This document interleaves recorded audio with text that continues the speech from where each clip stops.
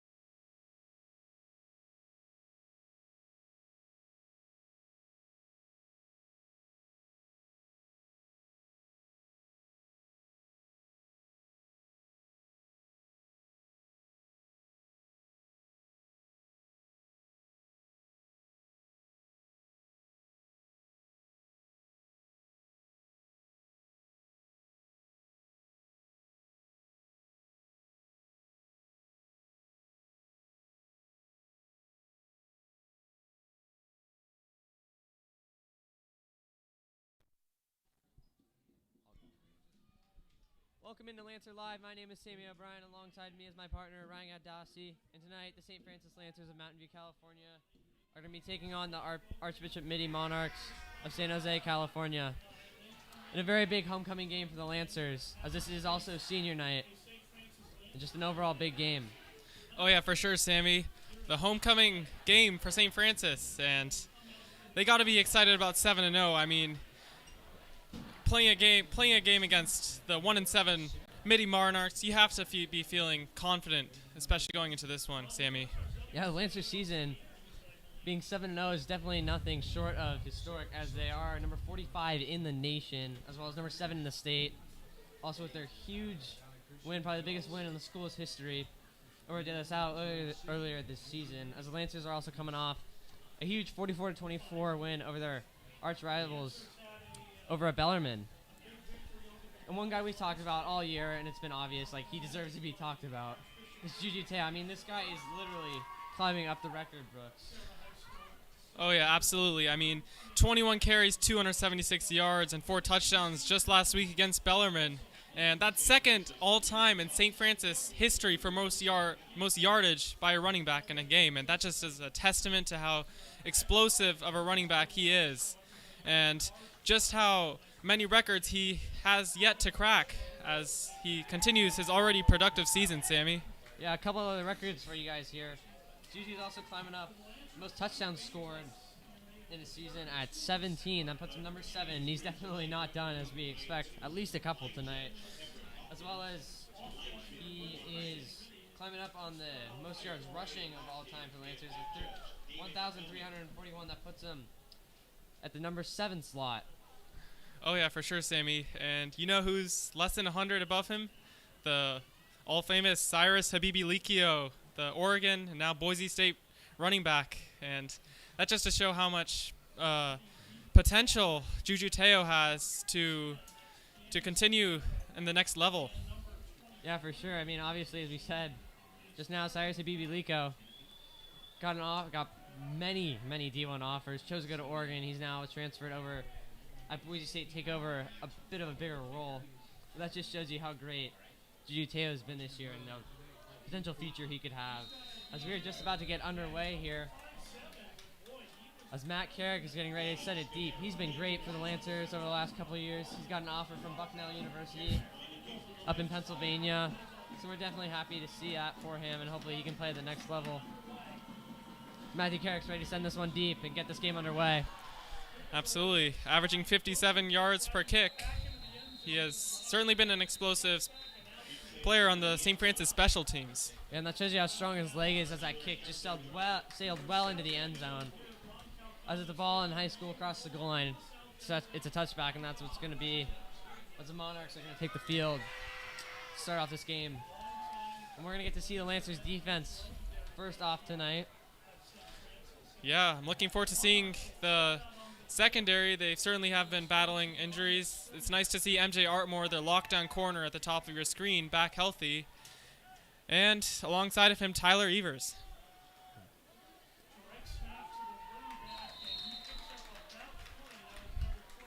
Camille Arquette, Lancers star linebacker, is going to get a tackle on the Wildcat snap. And Camille Arquette all year. Camille Arquette and Nico Andrighetto, definitely the two backbones of this Lancers defense. They rarely miss open field tackles. They're just lockdown defenders. They're just amazing all around. Oh yeah, absolutely. I mean, you see the stat books. He has 17 total tackles. Camille Arquette playing a little bit of a smaller role in the running back game.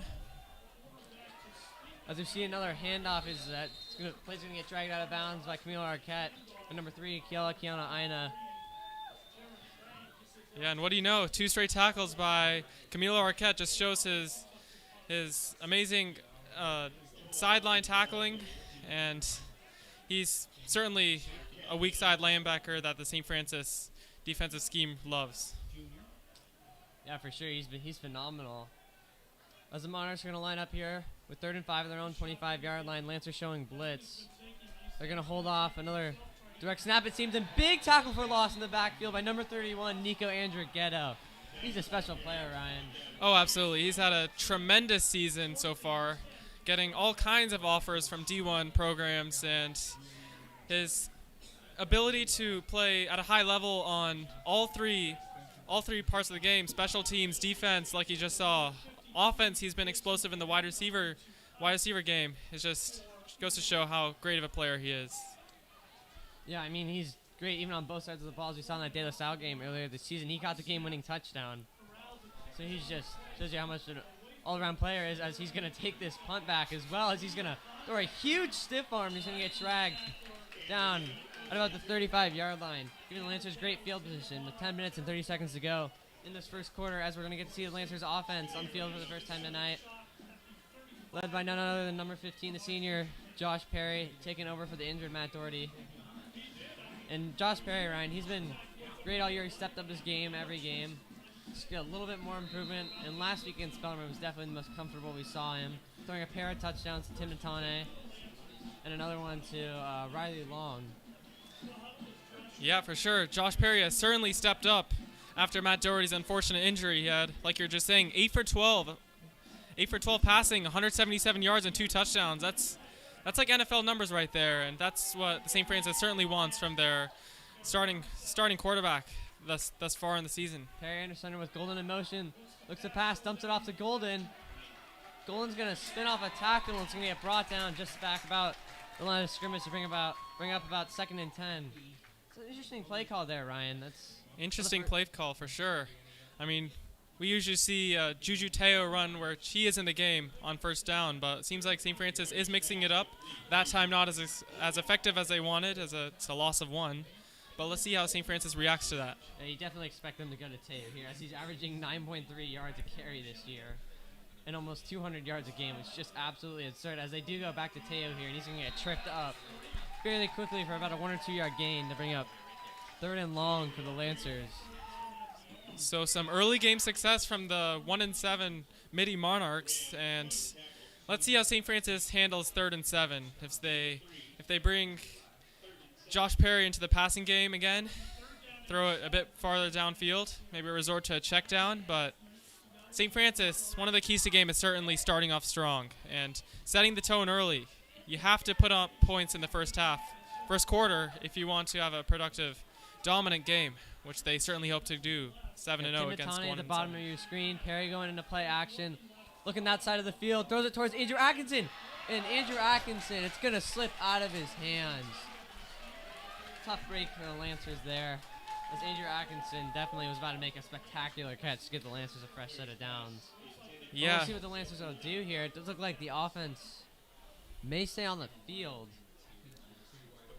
So it seems like he couldn't come down with the ball right there. Maybe a bit too far of a throw by Josh Perry, but I'm liking the play call. We'll see what they call to do on 4th and 7.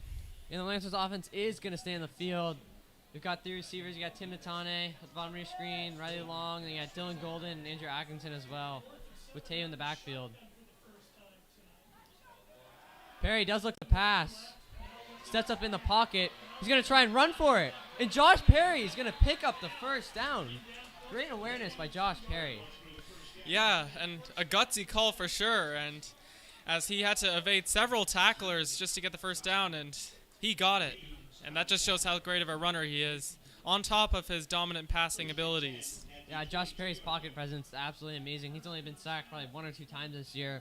You obviously got to credit that offensive line as well. You got to credit them the Juju Teo's success too.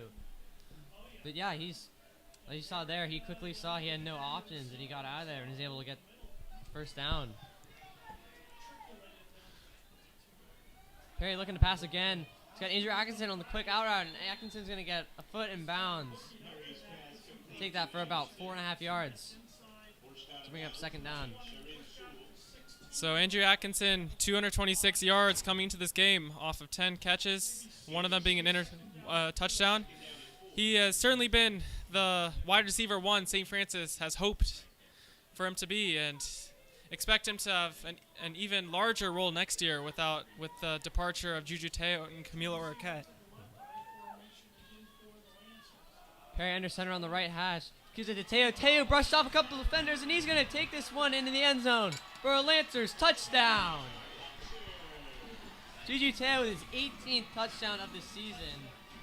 on 146 carries, and that's just phenomenal. 18 touchdowns in barely 8 games. We could call it 7 games. This is just the first quarter. 18 touchdowns. On his way to 1,400 yards. He's a special running back, Sammy. Yeah, for sure. I mean, looking at his stats, about every 8.5 carries is a touchdown for J.J. Teo, which is just absolutely absurd to think about. It's all about getting past that initial tackle. Matt Carrick's extra point is perfectly good. Going back to what you just said about brushing off that first tackle, J.J. Teo is a great yards after contact type of back. Oh, yeah, for sure. He's a downhill runner. He knows how to evade the first tackle, and he just utilizes a move to just get past the linebackers and get to that next level, and that's certainly a nightmare waiting to happen for the Monarchs, down 7-0. Yeah, I agree, Ryan. J.J. Teo gets into that second level, he's dangerous. As we've seen all year, especially as his longest touchdown run this year, just a couple games ago, was a whopping 92 yards. As you can see, if you don't get him down early, he's dangerous. No doubt about that. And speaking of dangerous, this St. Francis special teams unit has been scary this year. Keep your eyes on Declan Quinn, number 13 at the bottom of your screen. He's been electric in the special teams game. And it's just those extra efforts that contribute to this winning culture. Yeah, he almost had a pair of blocked punts just a couple weeks ago against Archbishop Reardon. We'll see what he has in store for this game tonight. So Matthew Carrick's going to send it deep for number 10, Danny Scudero, and this ball is going to be way into the end zone for another Monarchs touchback. And Sammy, you got to be excited if you're St. Francis coaching staff with how St. Francis has managed the game so far. Another key to the game certainly is feasting in the running game. Juju's certainly picking up where he left off, and that's certainly a theme we've seen every game.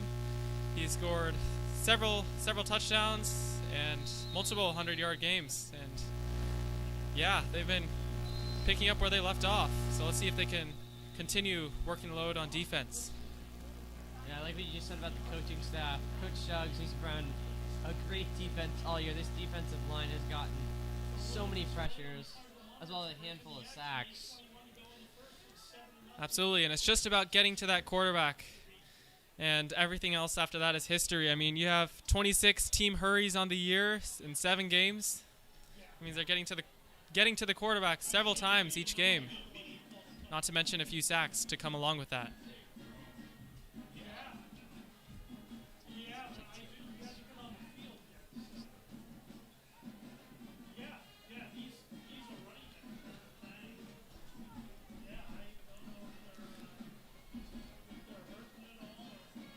Yeah, no, when it comes to rushing the passer, that's when it makes the job easier for the corners and safeties. And you've seen that on display all year with several of the ball hawks on St. Francis getting the football, several interceptions. There's so many great names on this defensive line. You got Isaiah Vavao, number 33, coming off the edge.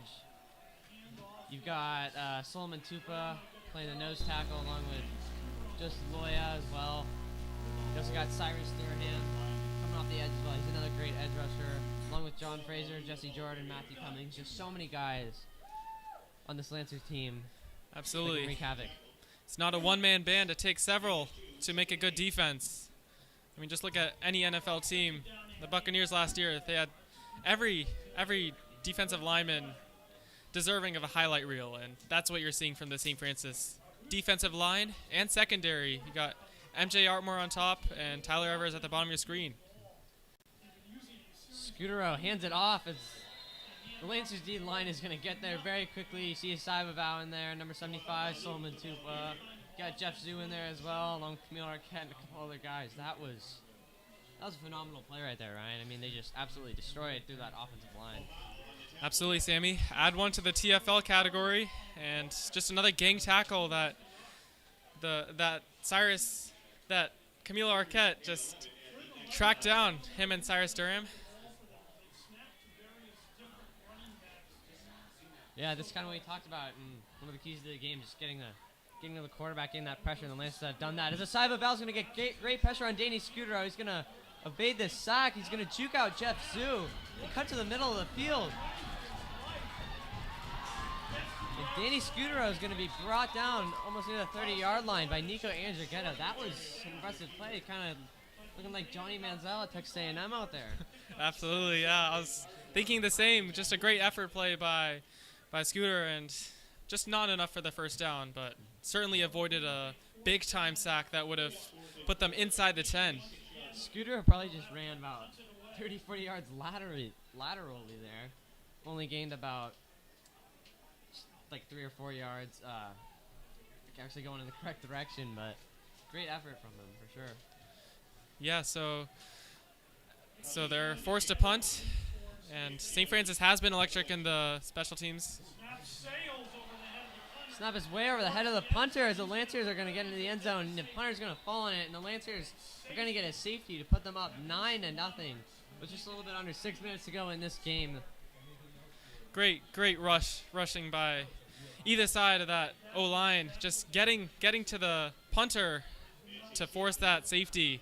And 9-0, I don't think Coach Calcani was expecting that on the scoreboard, but they'll certainly accept that, bringing the offense back on the field. So yeah, we did kind of see an almost identical play to this last week against Bellarmine as a snap. It was a high snap like that, sailed in the end zone, and the Lancers defensive line was already there by the time the Bellarmine player was able to recover the ball. And we were sort of alluding to it earlier today, but that's where Declan Quinn and this entire defensive and special teams unit, their speed comes into play, just getting to the punter, forcing him to just sit on it. Yeah, it's been on full display. And then me, long snapper, is definitely a little intimidated there. He probably watched Declan Quinn's highlight reel over the last couple of games. I would certainly count on that, and he sailed that thing above the punter.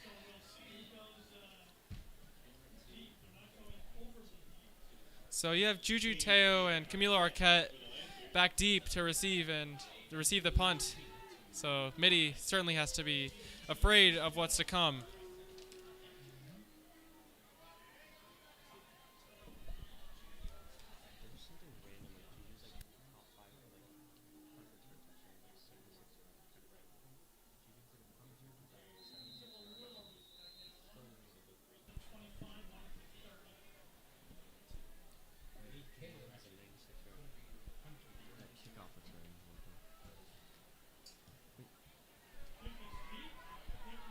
Safety punt's going to be kicked off a holder. I don't know if I've ever seen that before, but it's going to go to Camilo Arquette, and Camilo Arquette's going to throw off a defender, juke off another one with a huge stiff arm.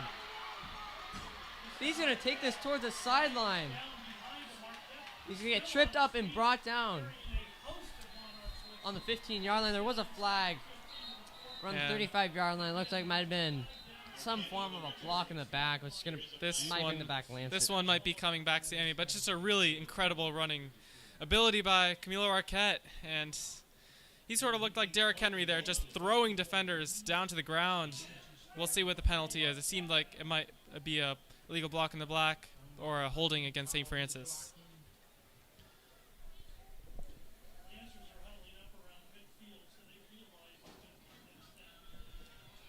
The foul is going to be on the Lancers as they're going to have the ball at the 45-yard line. But again, they're starting their second drive in Monarch territory.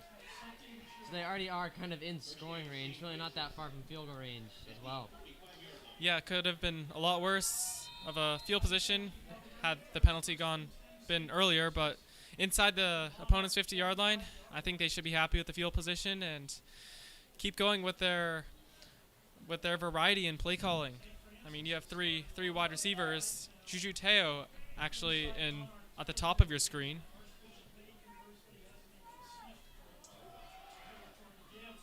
Perry hands this ball off, and it's going to be taken for about 8 or 9 yards. Evan Pametuan there with a great play. We haven't seen much from him all year. We saw him get a great 25-yard carry against Bellarmine last week. But it's good to see him as a senior, not getting a ton of reps. It's good to see him finally get some reps this year. Yeah, only his 6th rush of the season, but he's averaging 7 yards a carry. So they certainly could look to him if Juju Teo is ever tired or they want to add in a substitute to the game.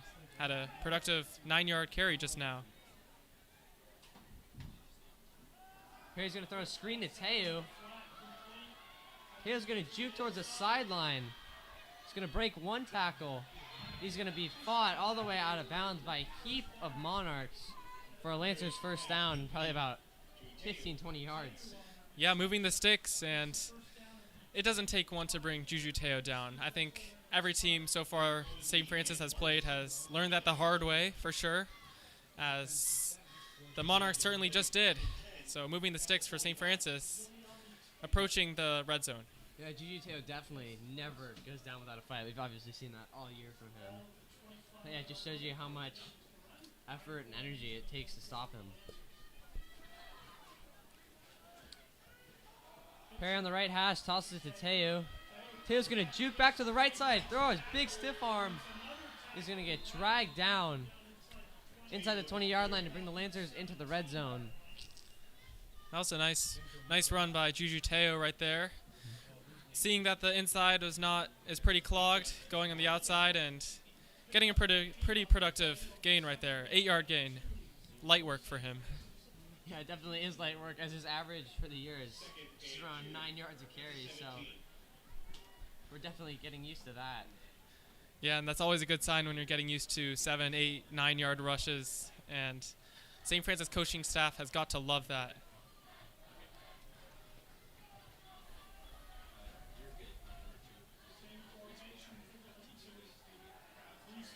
Perry looking to pass, steps up, it's going to run for it, it's going to shake off a tackle, shake off another. It's going to juke inside and get brought down by a pack of Monarchs inside the 10 with 3 minutes and 30 seconds to go. This is going to bring up first and goal. Great rush by Josh Perry. You saw him earlier today go through the middle when his receivers were covered, and he got good yardage. Yeah, he got about 10 yards on that one. He's probably got to have close to 20 yards rushing on 2 attempts this game. I mean, Josh Perry there, too, threw off a couple defenders. You don't see that all that often. Yeah, you don't often see that by a quarterback, but this St. Francis team certainly emphasizes power.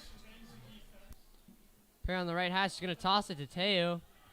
Teo's going to push off defender, and he's going to get brought down behind the line of scrimmage by several Monarchs for about a 1 or 2 yard loss.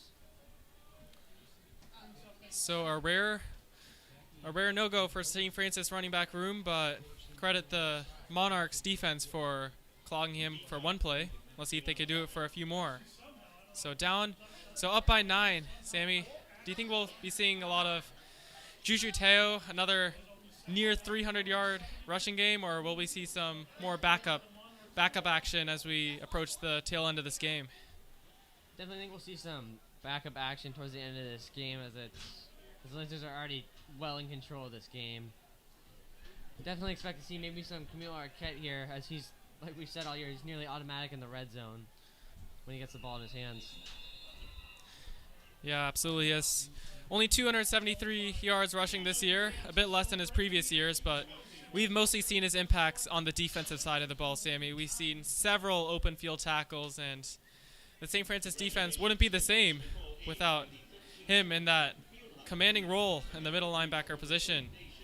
Yeah, him and Jeff Zhu have been two amazing linebackers all year long, holding down the middle of the field in the defense.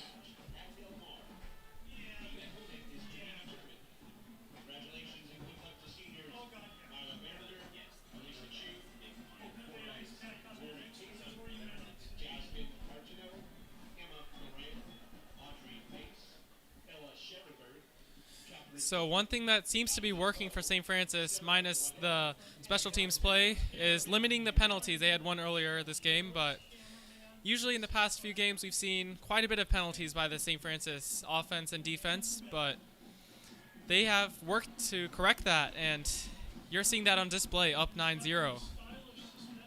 Yeah, the Lancers offensive line has struggled a little bit with penalties, definitely getting some big Juju Teo and Camille Arquette plays called back. But it hasn't really seemed to hurt them that much in the long run. Second and goal at the 7-yard line. Perry's going to look to pass. He's going to fire it over the middle, and he's got a man. That's still in Golden. He's going to take it for a Lancers touchdown. Just a great read by Josh Perry there to find Dylan Golden, their explosive tight end who's getting several offers across several Division 1, 2, 3 organizations around the country. And that's only his 5th catch of the year, but all of his plays have been impact plays. He's averaging 16.8 yards per catch, and that's his first touchdown of the year. He had a pretty big role last year. It's nice to see him getting some action. Carrick's extra point is up and good, but the Lancers up 16-0 with just 2 minutes to go here in this first quarter. The Lancers holding a commanding lead over the Archbishop Mitty Monarchs. What were you just saying about Dylan Golden, Ryan? Yeah, he definitely does not get a ton of targets or a ton of catches, but like you said, he's an impact player. He's great blocking tight end, passing and running block tight end. Absolutely. Most of his plays aren't really on the highlight reels, but it's all those blocks that really contribute to Juju Teo, Camilo Arquette's successes in the running game. And it's just he's an all-around player, and it's nice to see him getting a touchdown on senior night. Yeah, always good to see the seniors getting some love, especially on senior night, on night like tonight.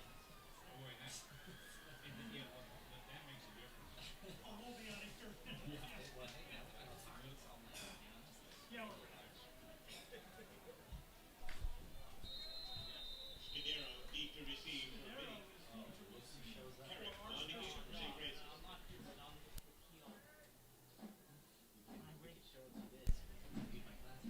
So that was Josh Perry's 5th touchdown of the year. 5 touchdowns to only 1 interception. That's just incredible progress he's made this year as a quarterback. Carrick's kick is going to fly back past into the end zone for other Monarchs touchback. So see what the Mitty offense has for this drive. Like, they have struggled this year. They're obviously a measly 1-7, but this is a very young team. This roster is made up mostly juniors. They definitely have a lot of fight in them. Just maybe don't have the experience, especially with that last season playing a spring football season, only playing about 6-7 games. Definitely limits their experience. Absolutely. Especially as a junior. Absolutely. It's certainly messed with everyone's systems, but St. Francis has certainly countered that. Pass is going to be caught and brought down very quickly by number 23, Tyler Evers, and he's been phenomenal all year as the Lancers by their number 2 corner, just right behind the lockdown, MJ Artmore. Yeah, MJ Artmore went out with a concussion a couple of weeks back, but he's been dominant so far as a cornerback this year. Just locked down, rarely allows catches if ever, and he's been a special piece to this secondary. Simon Val gets some quick pressure, nearly tipped by Camilo Arquette, and Tyler Evers is going to break this pass up. They bring up a 3rd and 5 on the 25-yard line. So 13 passes defended, right now 14 after that Tyler Evers pass defended. That's just shows how locked down the secondary unit is. I mean, you have MJ Artmore and Evers on opposite sides, and that explains it. 3rd down and 5 for Monarchs.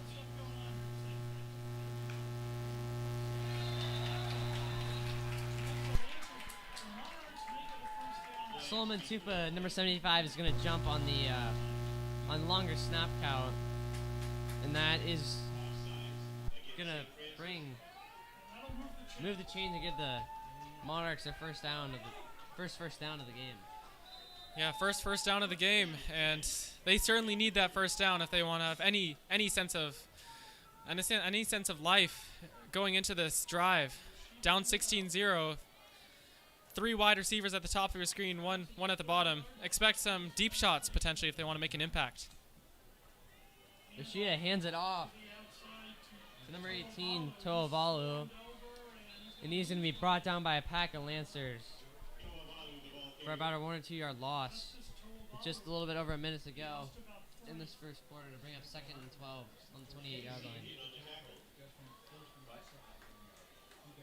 So thus far, St. Francis line of scrimmage certainly commanding the game as the Monarchs are lined up at the top of your screen.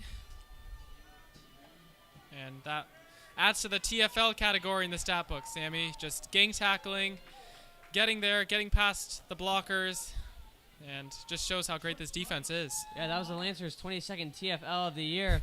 As Yoshida's going to dump this one off quickly under a heap of pressure. This is going to be the Monarchs' biggest gain of the game by far. As he's going to get brought down by number 3, Kiana Aina. And then he's going to move the sticks and bring the Monarchs into Lancers' territory for the first time in this game. And the Monarchs quarterback certainly took a huge hit, but just a great read by him to get a big chunk play. And this could be the sign of life that they need, down 16-0. Does look like the Monarchs are going to let this clock wind down as there's just a little under 10 seconds to go in this first quarter. Well, with the break in the action here at the end of the first quarter, St. Francis Lancers 16, Archbishop Mitty Monarchs 0. And we'll have the second quarter coming up for you in just a moment.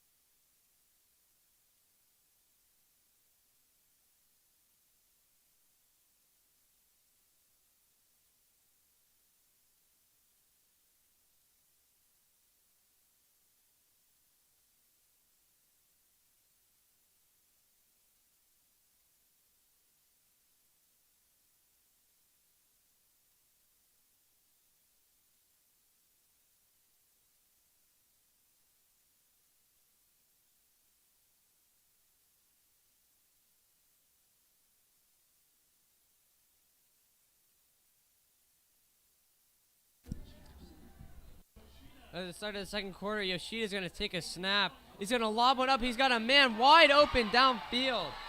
That's number 8.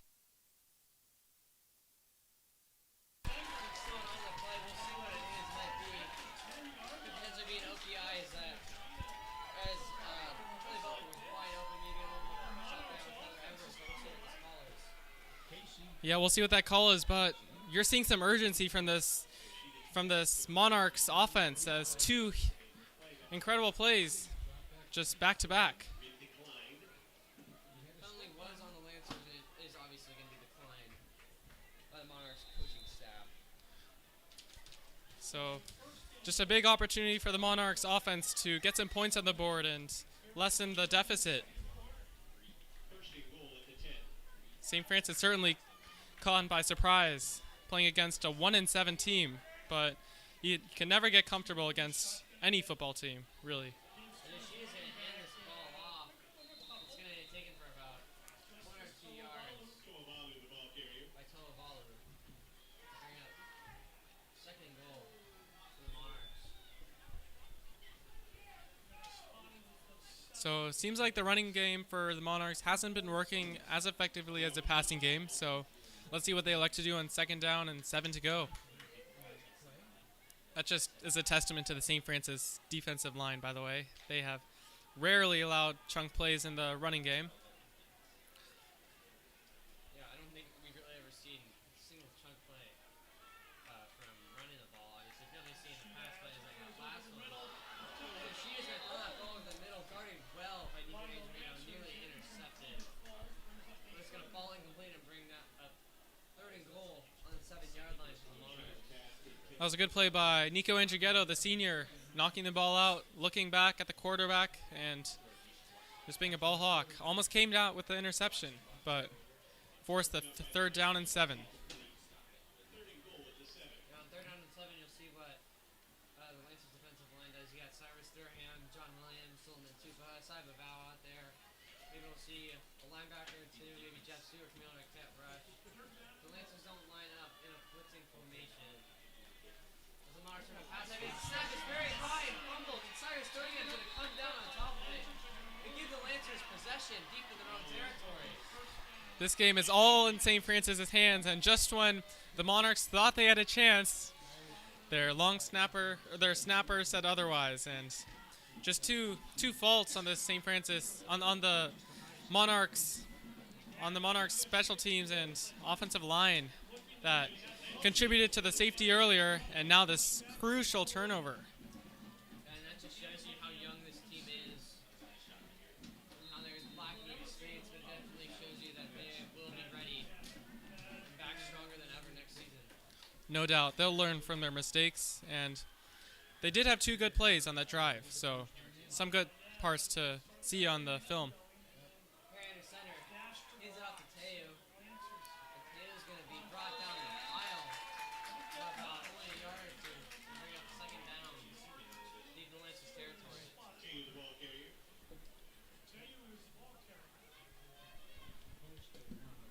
So you have seen some strengths on this Monarchs defensive line, as they have limited Juju Teo on a few of the plays, but it's just those chunk plays that Juju Teo gets that makes everyone forget about the few plays that the Monarchs do stuff him.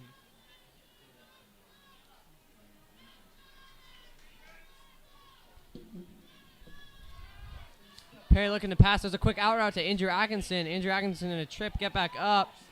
He's going to be wrapped up and brought down just for about another yard or two to bring up third and medium for the Lancers. So mixing up the plays a little bit, run on first, throw on second, but it's third down, and like you said, third and medium. Let's see what St. Francis has in store. We haven't really seen them in these situations so far this game. Yeah, well, we did kind of see him in that one situation on that 4th and long where Josh Perry was able to convert on the scramble. But this is definitely more sophisticated play here, as it is only 3rd and 4 as compared to like 4th and 8. As there's a lot of movement on that line. The Monarch side is motioning it as it towards the Lancers. And it is going to be against the Lancers as the false start. So it's going to bring up 3rd and now 9 to go.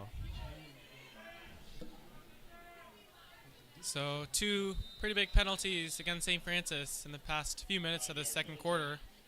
And it just shows that the St. Francis team needs to clean up mistakes, and if so, they're unstoppable.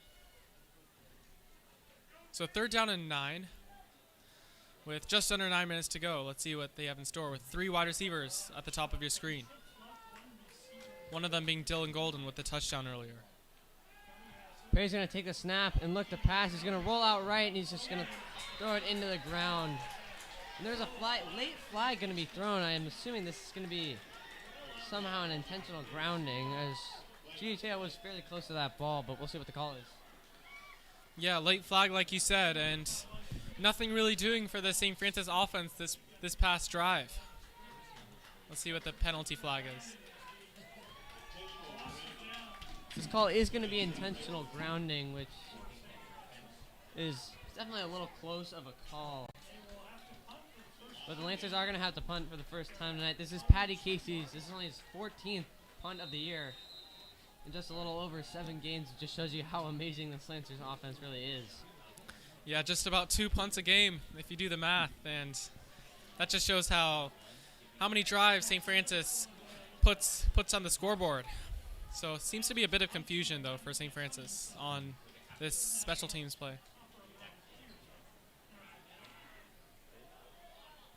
Patty Casey with his heels on the back of the Lancers end zone.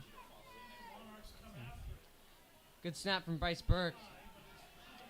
As Casey's punt's going to take a Lancers bounce and it's going to be recovered. Just on the 50-yard line, and it's going to get brought down by Tyler Evers and company. So Patty Casey, averaging about 36.2 yards a punt, had a pretty good punt on this past one, his long being 50, and that one was pretty close to it. So made something out of nothing, Sammy, and that's really all St. Francis could hope for on what was a pretty devastating drive for them, despite their early game successes. Yeah, it definitely could have been Patty Casey's longest punt of the year, as he did punt that from the back of the end zone. That was probably about a 55, 60-yard punt there. So the Monarchs are at their at the St. Francis 45-yard line. They haven't had much success in the running game, but you got 3-4 wide receivers, 2 on both sides of the line of scrimmage. Yoshida with Scudero in motion. Scudero's going to juke out a man. He's going to get brought down by a group of Lancers. Very late flag on the play. Looks like it might go against the Lancers. We'll see what this call is. We'll see what the call is, but just great defensive line play by the St. Francis D-line. They think it's against St. Francis as the Lancers are marching back down. Personal foul is going to get called against the Lancers. So it's going to move the Monarchs up about 15 yards well into Lancers territory now at about the 31 or 32 yard line.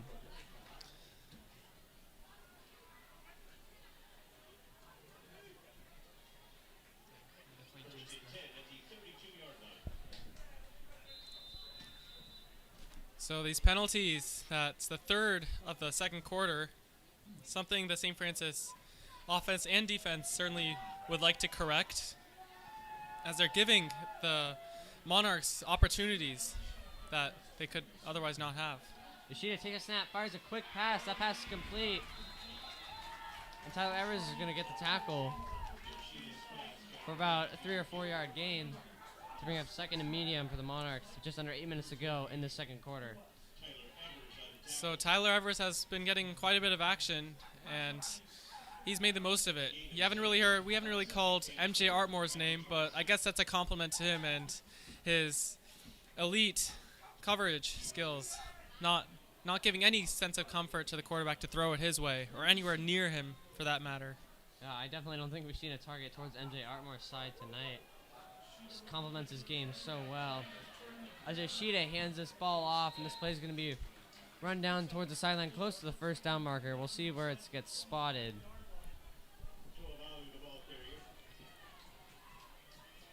So if you're the Monarchs, you need points heading into the second half, at least making it a one score, potentially a 2-score game. But if you're St. Francis, you're going to have to make the stop here. Yeah, about 31 for the Monarchs on the Lancers 23 yard line. We'll see what they draw up here.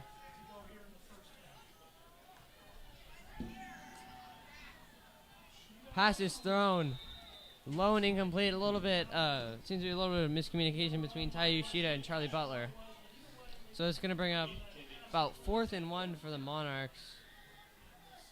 And that time it was against MJ Artmore, so great coverage by him, setting up the 4th down, and let's see what they choose to do. It seems like the offense is staying on the field.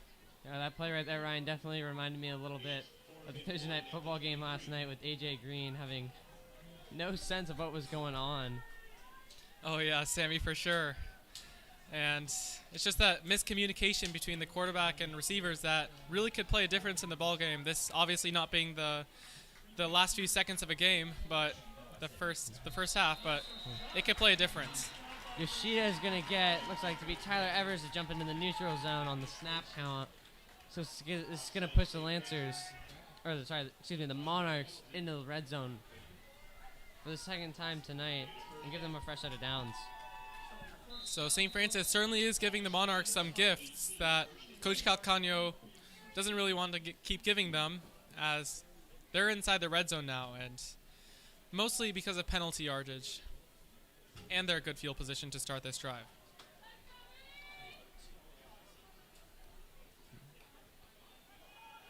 Yoshida hands it off to Toavalu.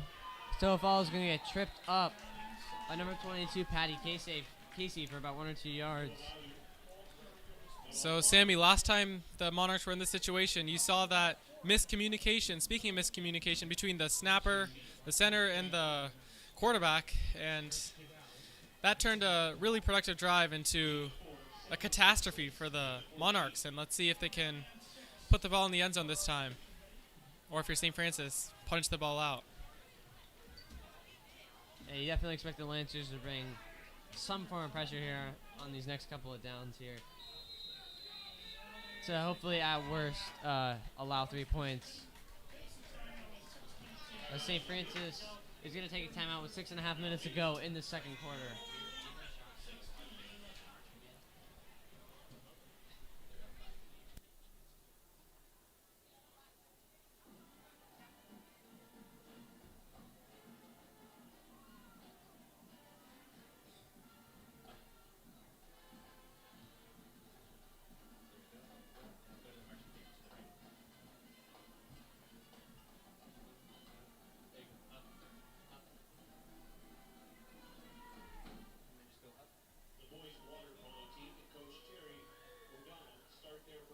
Category CCS Championship next Saturday, November 6th. They will have their first round CCS mega. Congratulations. There you go.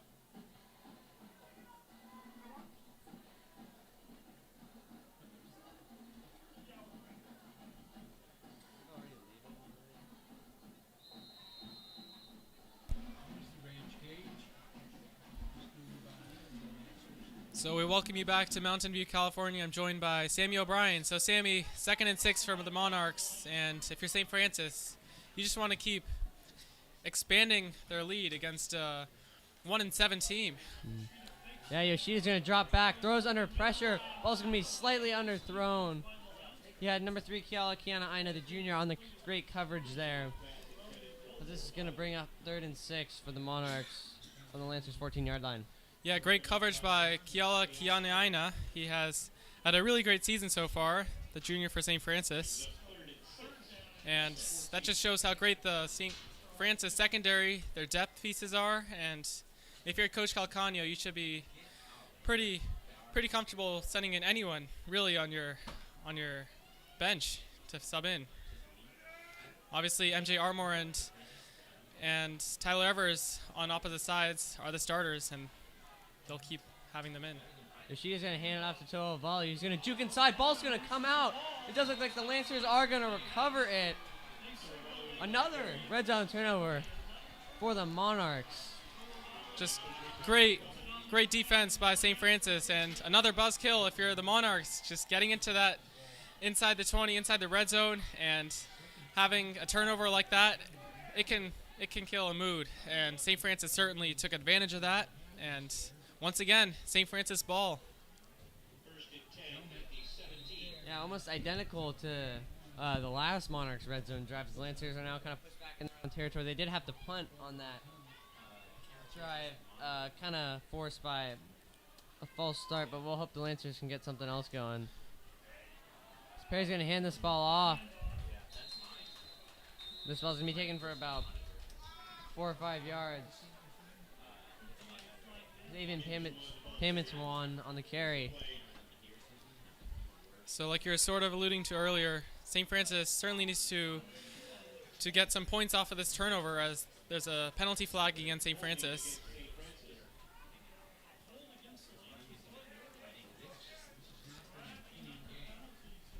So after what was a relatively clean first quarter for the St. Francis, the first half of the second quarter has certainly said otherwise, Sammy, and St. Francis certainly needs to clean it up, and that could be a reason why the scoreboard is stagnant at 16-0.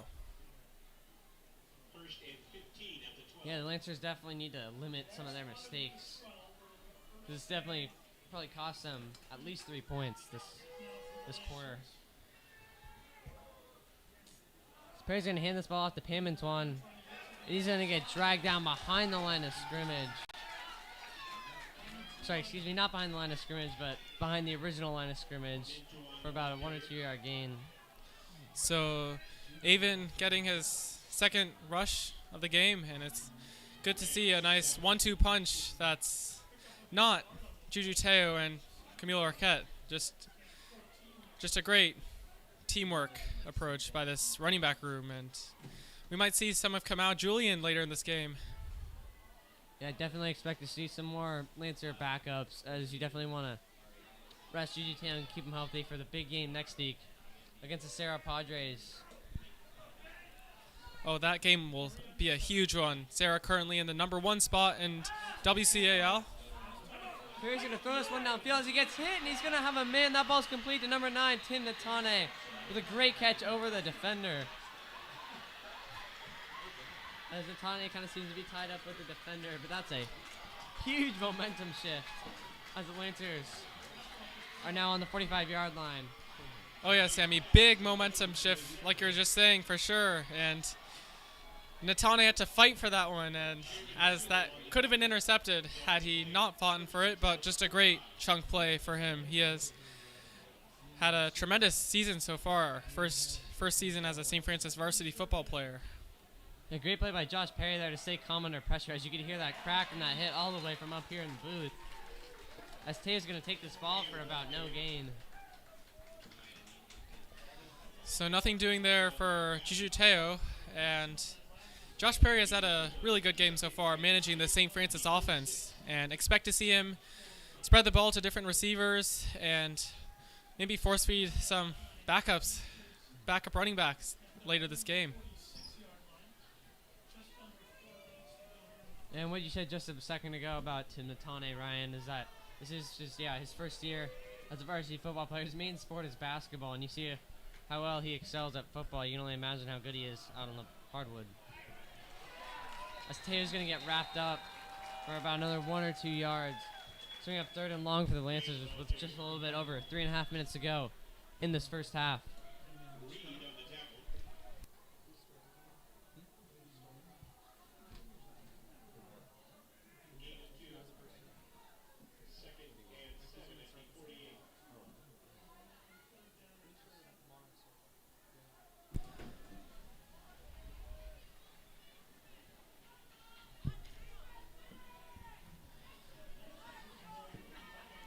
So St. Francis will be getting the ball to start the second half. So if you're the Monarchs, you're going to want to have to get a stop. And if you're St. Francis, otherwise.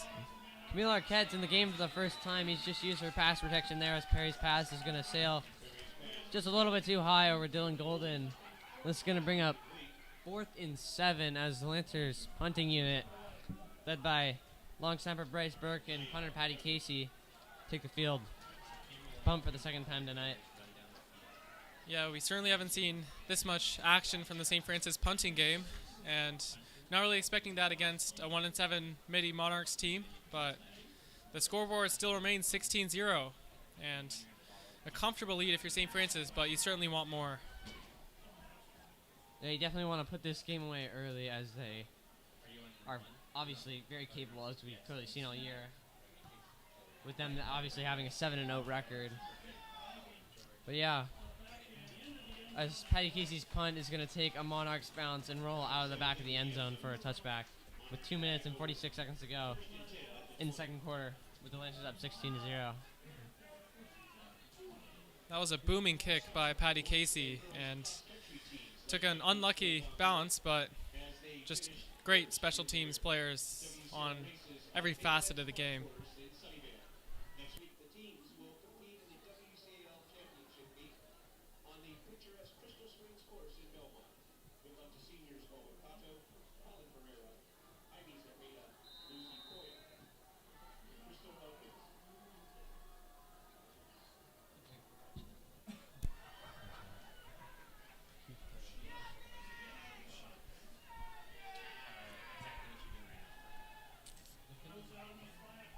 Yoshida's pass is going to be complete to number 8, Charlie Butler, for a decent gain.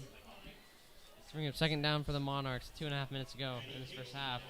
That was a big-time hit by number 22, Patty Casey, who just sailed that punt just a few minutes earlier, and that could have taken the ball out. Just great hustle play by Patty Casey.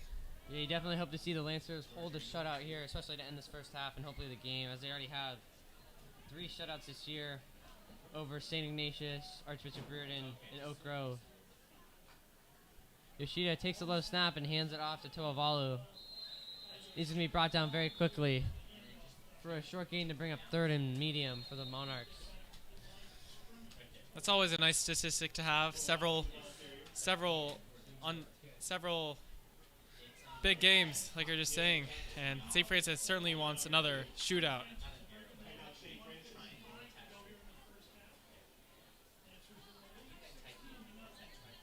Lancers are going to take a timeout with just a little under 2 minutes to go in the first half,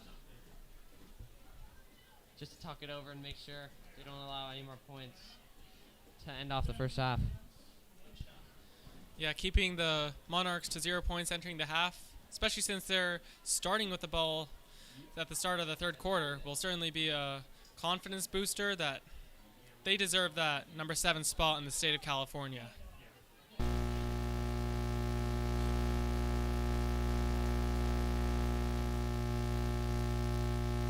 St. Francis, that is. Mitty's number 335.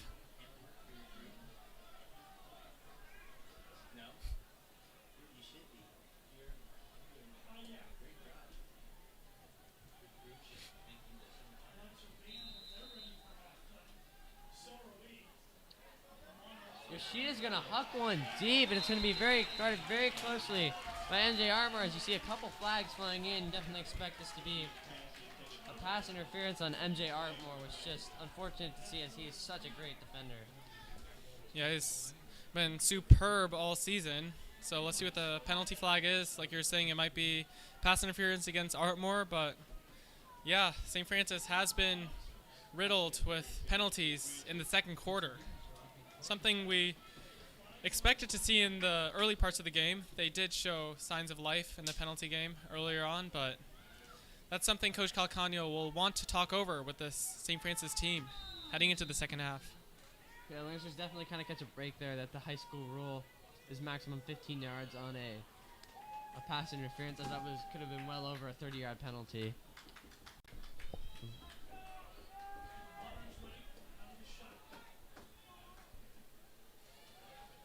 Yoshida takes a snap, rolls out to his right under pressure from Peyton Warford. He's going to lob one over, and that pass is going to be incomplete. Flying through the hands of Ronan Gilmore.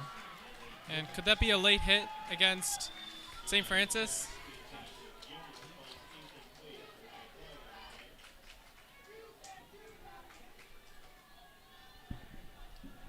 Bit of a late hit there from Tyler Everett. That's going to get him flagged. Kind of an unfortunate call. It's just kind of stopping his momentum. I don't know if the flag was really necessary on that play. It's just another penalty for the Lancers, which has given the Monarchs most of their offense tonight.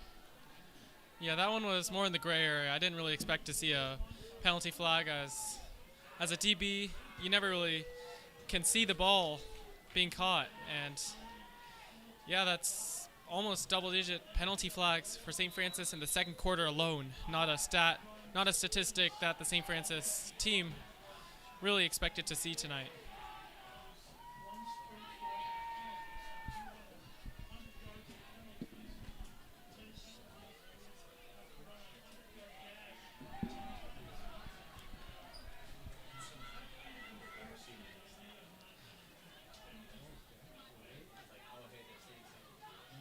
He is going to hand off to Toa Valu, and he's going to go around the right side. He's going to get tripped up and brought down for his big TFL by number 31, Nico Andrighetto. Big time TFL by Nico Andrighetto, and that's what he does best, just getting at the quarterback, getting at the running backs, and tracking them down, as he's just adding to his already excellent season as a senior.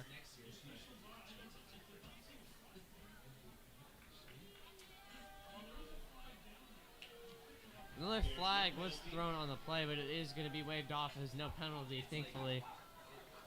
So Lancers definitely can't afford any more penalties. So a little gift given to St. Francis in the penalty game, one going against Mitty. Second down and about 14 to go for Yoshida, as he's going to throw a quick screen pass, and it's going to be brought down quickly. Just about back around the line of scrimmage by Tyler Evers. And I'm not sensing any urgency from this Mitty offense. I mean, you're down 16. You have a minute 16 left to go. You can add some points to the board, and you're just throwing screen passes after screen passes and just running and against a rock-solid St. Francis defensive line. We have seen some success from the Mitty passing game, especially downfield. You saw a couple chunk plays earlier, so expect to maybe see that on 3rd down and 14. Yeah, definitely an interesting approach on this drive from the Monarchs, as the Lancers do receive the second half kickoff. So you wonder what Coach Danny Sullivan is thinking for the Monarchs. By the time it's going to be taken by the Monarchs with a minute 16 to go in this first half. Congratulations to the 16-8 girls water polo team and Coach Brendan Regaboot on their 11-7 win over Midland School yesterday in the Sunlight Final of the WCAL tournament. Tomorrow they travel to Copperton to face Sacred Heart Prep in the WCAL final. So, Sammy, we haven't really seen much from the St. Francis offense in the second quarter. It's been just a bunch of defensive highlights after plays, and I'm expecting after this first half for Coach Calcagno to really inject some life into the St. Francis team to really limit the turnovers, limit the penalties, and get Juju Teo and Josh Perry rolling again. Yeah, they're definitely going to need more of that to feel just a little bit more comfortable in the upcoming second half.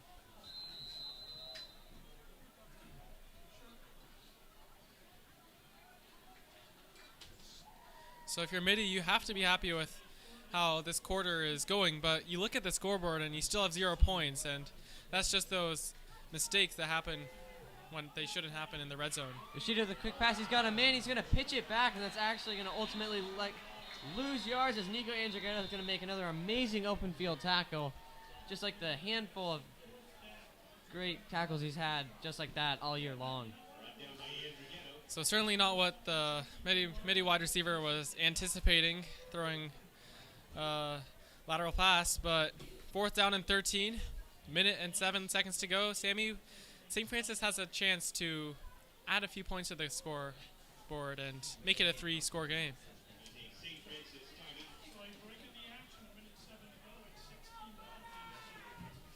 Yeah, Lancers just took their last time out of the half. Both teams having no timeouts left. After this timeout, it's going to be 4th and 13 for the Monarchs on the 47-yard line. Definitely expect them to go for this. Down 16-0 in this position with just over a minute to go in the second quarter. But we'll see what they draw up. Yeah, Mitty certainly has a fairly balanced attack. You saw that last week. They had 193 receiving yards, 115 rushing yards, but hasn't really been seen today. You did have a few big-time throws that got them downfield, but it was just those turnovers that really bite them in the foot.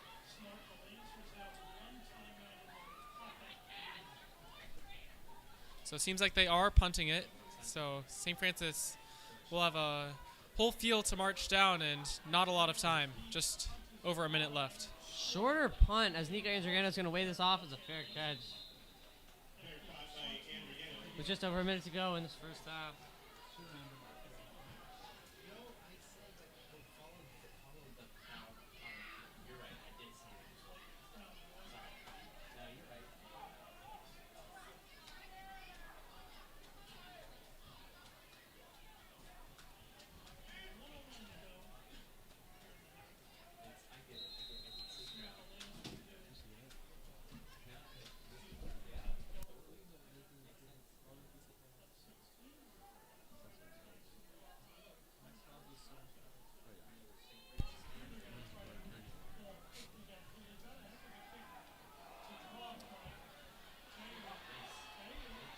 Perry's going to give it on the draw here to Teo. He's going to take it for a great chunk play.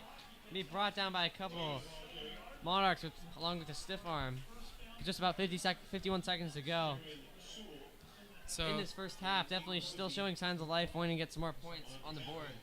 Absolutely, and just a great job by Juju Teo for going on the outside and stopping the clock at 51 seconds. If you're St. Francis, you only have 53 yards to go, and in 51.3 seconds, they're owning this game so far, and it's nice to see their offense sparking back to life. Perry's going to take the snap and look to pass. He's going to huck one deep for Andrew Atkinson, but it's going to be overthrown by about 3 or 4 yards. And that one was closer to the ref than it was to Andrew Atkinson. So 2nd down and 10. Expect to see some more shots downfield unless St. Francis thinks they can get it done with Juju Teo, which we obviously know he certainly has the capabilities of doing that. He's on his way to several milestone records in the St. Francis all-time books. Yeah, that was definitely the farthest ball we've seen thrown from Josh Perry this year. As he doesn't have the most arm strength in the world, but he definitely has the arm strength that can get the job done, as we've seen throughout the course of this season. Perry's going to take the snap and look to pass again. He's going to huck one deep for Atkinson. And Andrew Atkinson is going to come down with this ball inside the 15-yard line and move the chains, and the Lancers got to hurry up quick. They got no timeouts. Just a great job by Andrew Atkinson for getting the 50-50 ball and moving the chains inside the red zone. St. Francis in commanding lead. 35 seconds to go. Carrying the shotgun. Takes a snap, looking to pass again. Throws one quick up towards Tim Natane. And Tim Natane's going to come down with this ball on the Moss for a Lancers touchdown. And it's just that 3-score lead that St. Francis really, really needed going into halftime. Just a great, great catch after bobbling it by Tim Natane.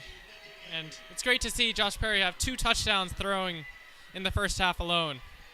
We have to credit Andrew Atkinson for that downfield catch. What a play. And then obviously covered up by that Tim Natane, almost one-hand Moss there. No doubt. Phenomenal. No doubt. And couldn't have been possible without Josh Perry launching it downfield 3 times in a row, and 2 of them being big for them. Carrick's extra point is up and good. The Lancers remaining 23-0 lead with 25.8 seconds to go in the first half over the Archbishop Mitty Monarchs. Oh, yeah, absolutely, Sammy. So Tim Natane, that's his 6th touchdown this year. And that just shows how tremendous of a role he's filling in for St. Francis. Again, a few of those were from Matt Doherty earlier on in the season, but after his unfortunate injury, Josh Perry continued where he left off, and it's nice seeing both quarterbacks having successes in the season.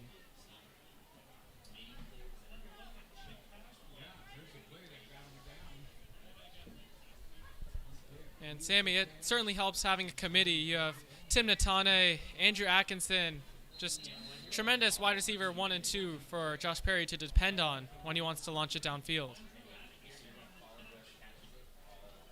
Yeah, they've been phenomenal all year. A great duo.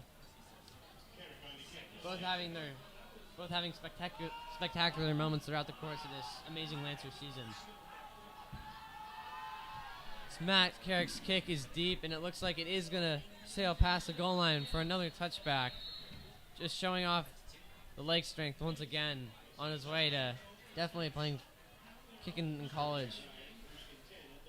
Yeah, like you were saying earlier, has an offer from Bucknell University, and that just shows how his efforts in the field goal, PAT, and kickoff games are being recognized, and as they should be. You just saw it right there. Also, not to mention 3 for 3 for extra points today. He has missed a couple throughout the season, and it's nice seeing him automatic tonight. Yeah, definitely nice to see him getting back into it. He did miss one against Bellarmine last week. He seems a lot more comfortable out there tonight. As Yoshida's going to hand this ball off to Toa Valu, and he's going to get stood up by a pack of Lancers. So it kind of looks like Mitty's just going to run out this clock here to end the first half. Us Lancers are going to get the ball right back at the start of the second half. And hoping to ultimately put the game away. Yeah, up 3 scores. St. Francis certainly has a game under their hands, and it's all about adding to that lead. And once they limit penalties, they're just going to continue adding to that lead. This play's going to get waved dead. Looks like it's going to be a false start against the Monarchs. With just under 10 seconds to go in this first half, looks like they were going to run the ball out anyways.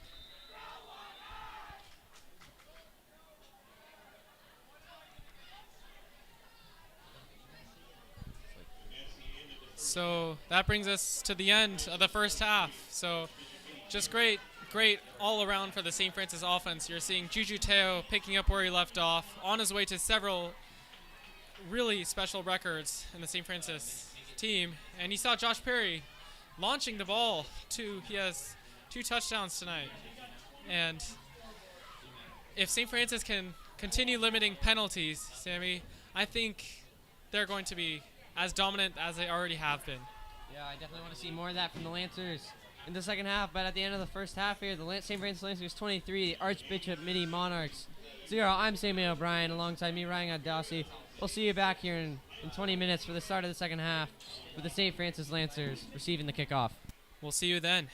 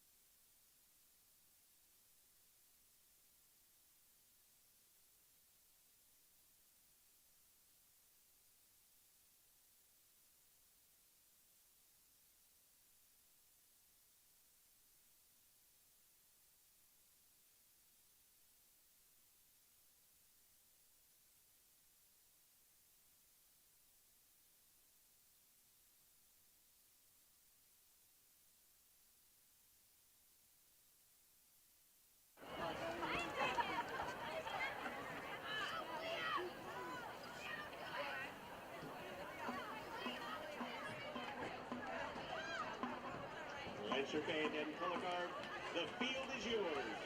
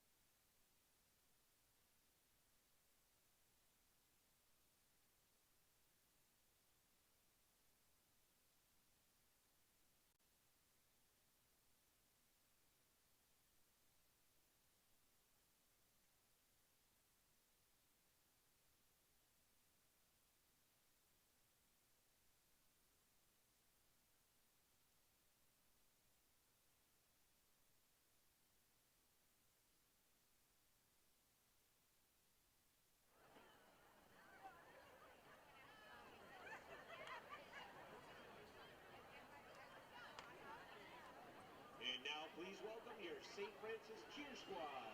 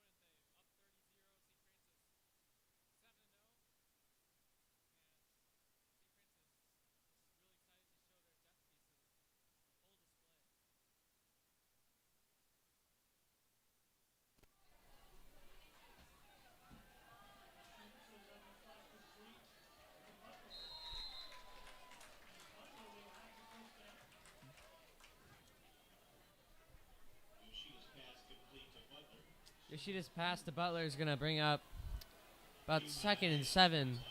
Or sorry, excuse me. That's going to bring a first down for the Monarchs. First and 10 at the 31-yard line.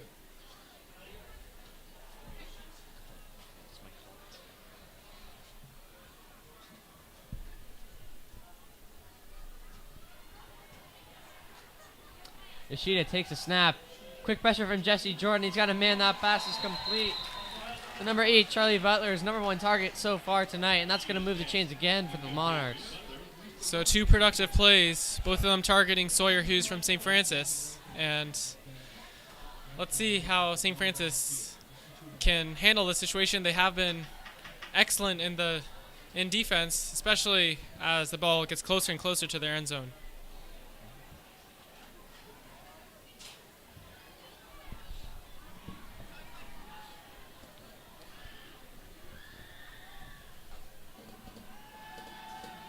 Yoshida heaves one deep, looking for Scutero, and that ball is going to be just out of reach. Sorry, Hughes and Kiala kind of Aina on the coverage. And no penalty flags on the play, and that's what you want if you're operating under Coach Tuggs' defense. Just a clean overall play by the secondary, just breaking up the pass and making it 2nd down and 10.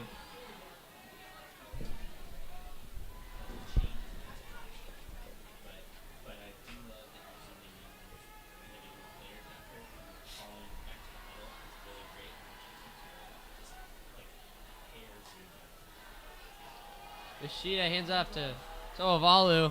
Toavalu is going to take a big hit as he gets forced out of bounds for about a 7-yard gain, just under 10 minutes to go in the 3rd quarter. And we heard that hit from here, Sammy. That was Kiana Aina getting a massive hit, forcing the Monarch out of bounds. It's 3rd and 3 at the 49-yard line.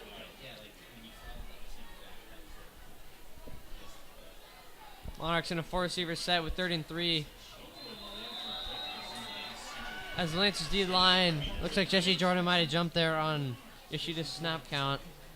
Lancers have come a couple times now on a longer snap count. They definitely need to clean that up. For sure. Only their first penalty of the half. They had several in that 2nd quarter after an already promising 1st quarter in the penalty game. But once they were able to clean up those penalties, you just saw two quick scores.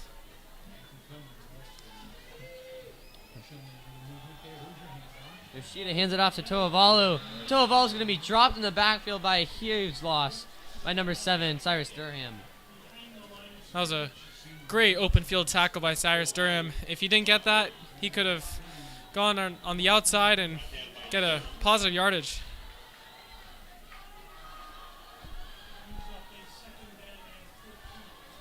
Loss of 3, 2nd and 13 at the 47.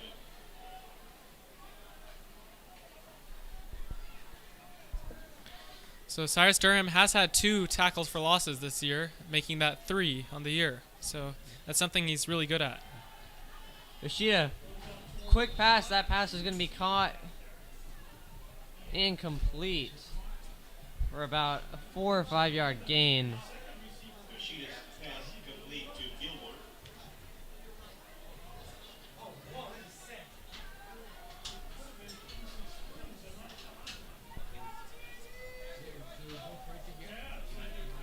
So it's going to be 3rd down and 7. Brings up 3rd and 7 at the 41-yard line. And this will be a pretty important 3rd down if you're the Monarchs, down by 30. So Mitty is now going to take an early timeout here in the 2nd half to talk it over. 3rd and 7 on the 41-yard line coming up. Team finish in the WCAL. Next Tuesday, they will compete in the CCS Championships at the difficult Laguna Seca Golf Range in Monterey. Good luck to Shahini Malay, Lauren Pimentel, Gayla Tan, Isabel Licati, Nika Bonavi, and Yula Rial.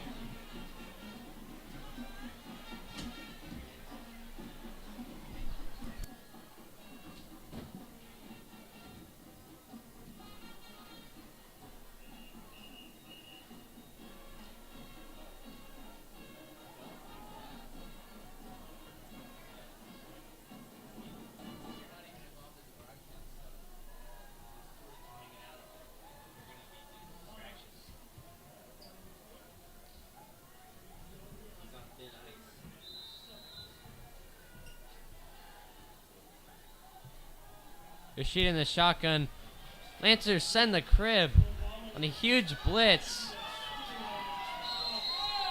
Scudero is going to get dropped on a big hit as probably have 2 penalties on the play. I guess one's probably going to be a late hit towards the Lancers. We had another one in the backfield as well. We'll see what that one is. First one could be a hold, so we'll see what the refs say. They could potentially offset.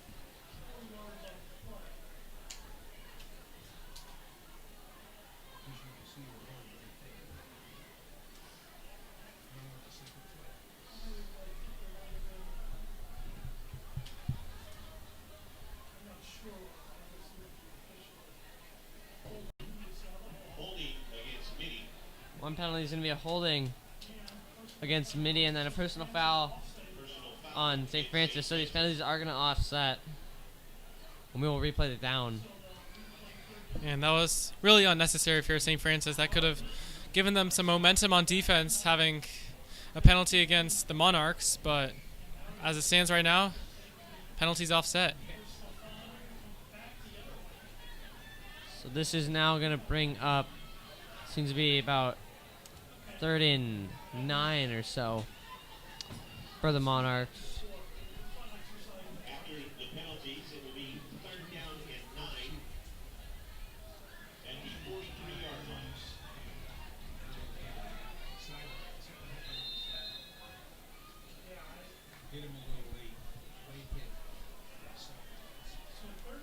Yoshida in the shotgun with 4 receivers, 2 on the top, 2 on the bottom with a back next to him.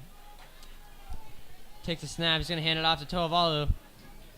Toavalu's going to juke inside. He's going to get tripped up around the 35-yard line, and that's going to be just short of the first down marker. Bringing up about 4th and 2 for the Monarchs. Just 18 minutes and 15 seconds to go in the 3rd quarter.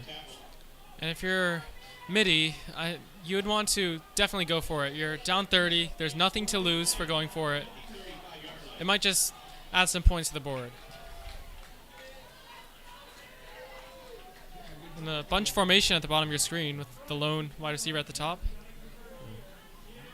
Yoshida's going to hand this off to Toavalu. He slips a little bit, and he's going to get brought down and well short of the first down marker, giving the Lancers possession of the ball once again.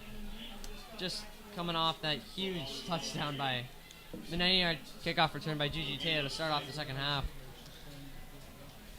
Yeah, Sammy, he's explosive, and that's the second combined touchdown of the game for him. So right now we have number 24, Isaiah Tuiuno, in at running back. And the same traditional starting wide receivers in Natane and Atkinson at the top of your screens with Dylan Golden in motion. He's going to give this one to Evan Pameton. He's going to cut to the right side. He's going to throw a big stiff arm. He's going to drag this Mitty defender all the way down inside the 30-yard line. Several penalty flags on the play. I think we're going to see either a horse collar tackle or maybe a face mask against the Monarchs, which is probably going to give the Lancers another 15 tacked on to the end of that play.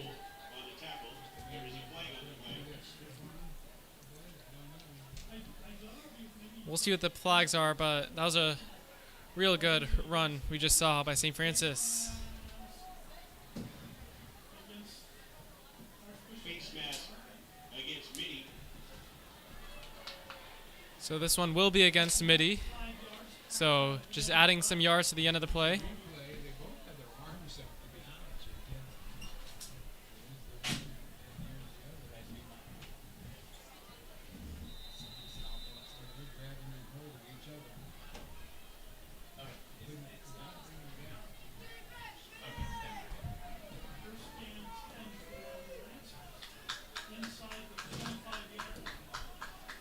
Perry under center on the right hash on 1st and 10 after the Monarchs penalty. Is a quick handoff to Isaiah Tuino. He's going to get stood up for a couple yards.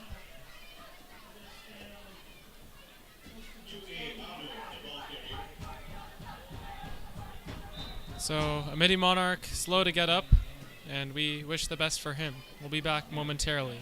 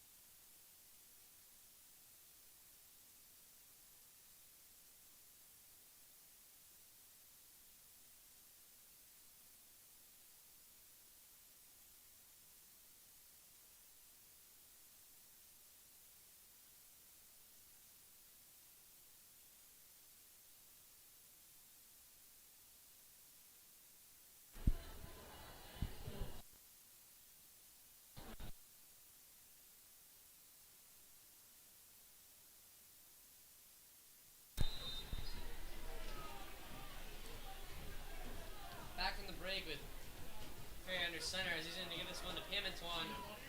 Pamantuan's going to power through the middle, and he's going to fall down for about 5 yards.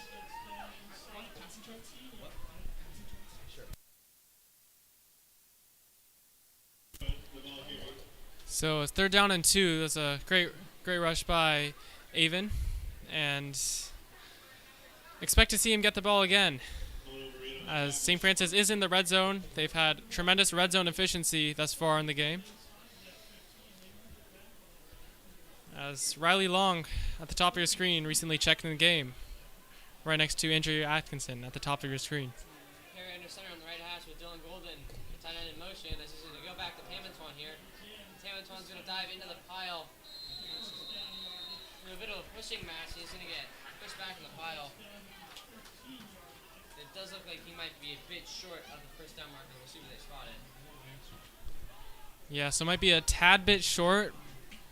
No, looks like they're moving the sticks, Chammy, and that's huge for St. Francis.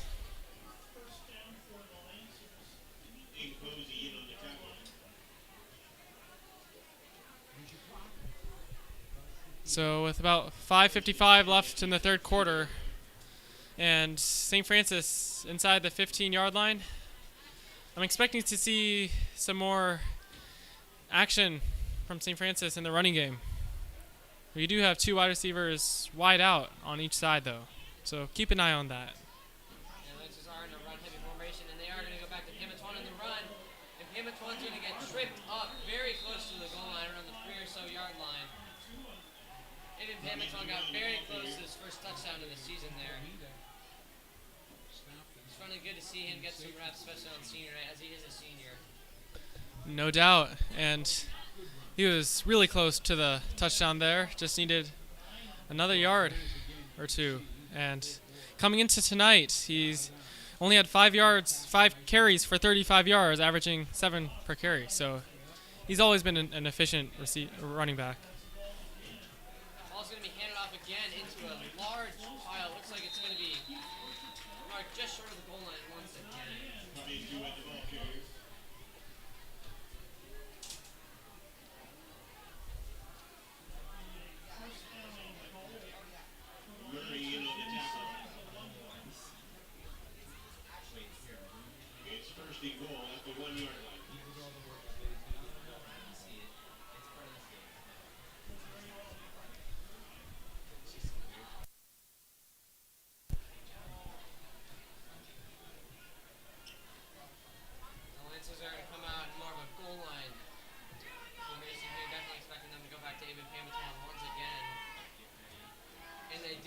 Pamantuan's going to jump over the pile into the end zone for a Lancers touchdown. His first touchdown of the season.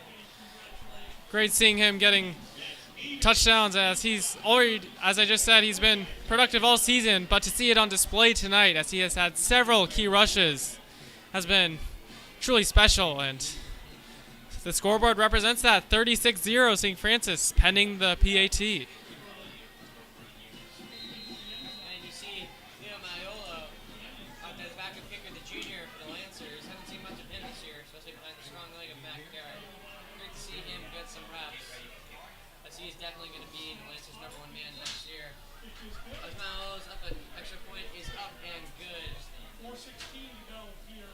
So 37-0 St. Francis.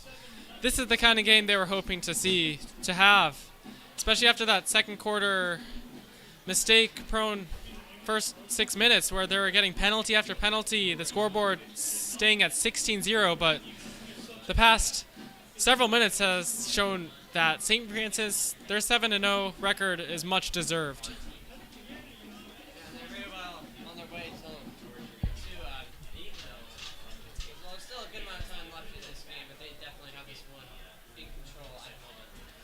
No doubt about that.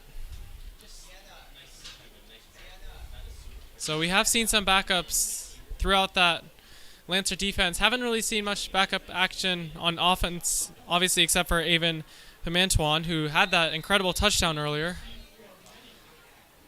But let's see how St. Francis alters their formations up 37-0, knowing this game is in the bag.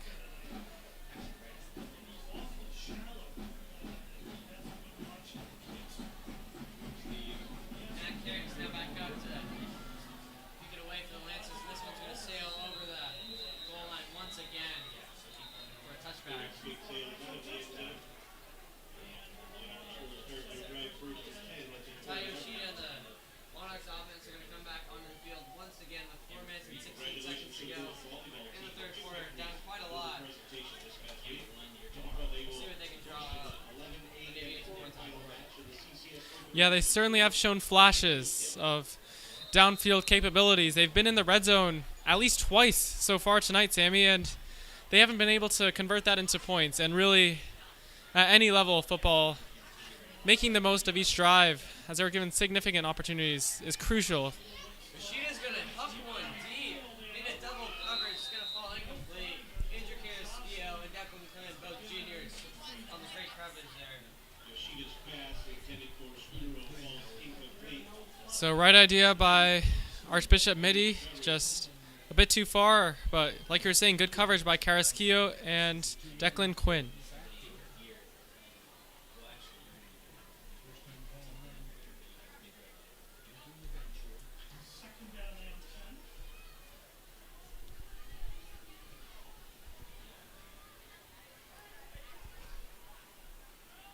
Rashida's going to throw a quick screen.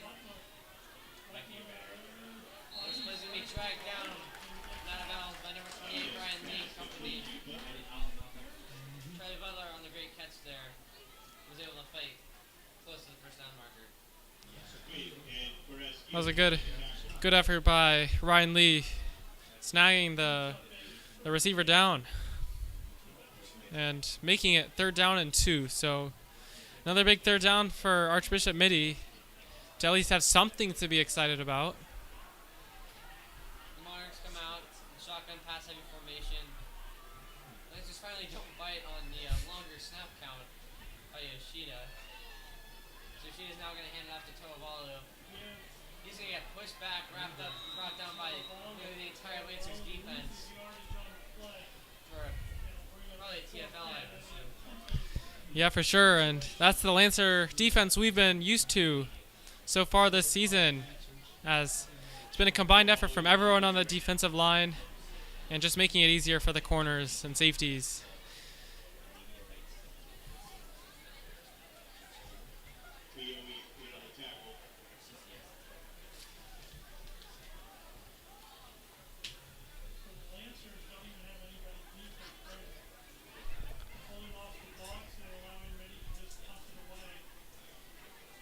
Lancers don't have anyone really that deep on this punt. But it is going to be a fairly short punt, as it does take about a 15 or so yard Monarch roll into the 45-yard line.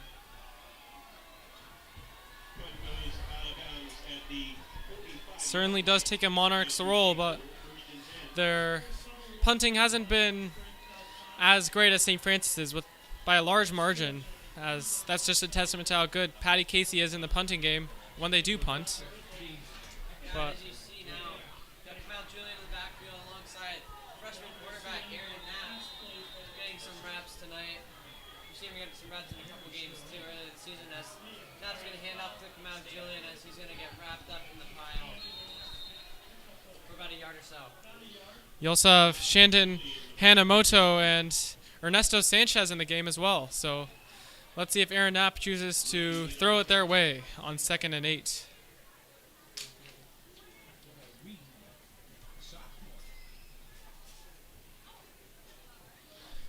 Kamau Julian has had a pretty productive season so far with 200 rushing yards, averaging 9.5 per carry.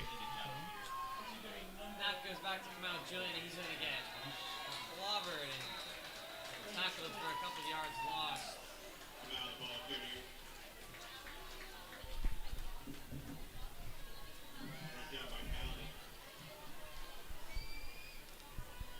So that'll be a loss of 3 yards, but Kamau Julian, like I was saying, has had a good season so far, and averaging 9.5 yards per carry. It seems to be a theme among St. Francis running backs, just averaging good chunk plays. Let's see if he can rebound from that on 3rd and 11.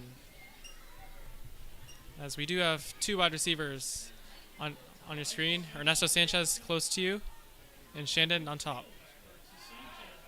Knapp looking to pass on the quick out route. The ball is caught by number 82, Ernesto Sanchez. This can be taken for about 4 or 5 yards. It's going to break back up to about 4th and medium as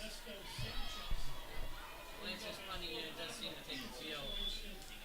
So not enough for the first down, but it's nice to see Ernesto Sanchez get his 3rd catch of the season. Obviously had a tremendous day a couple weeks ago where he got 2 catches for 55 yards and an incredible touchdown. So it's nice seeing him get the ball, and he's certainly done a good job at that.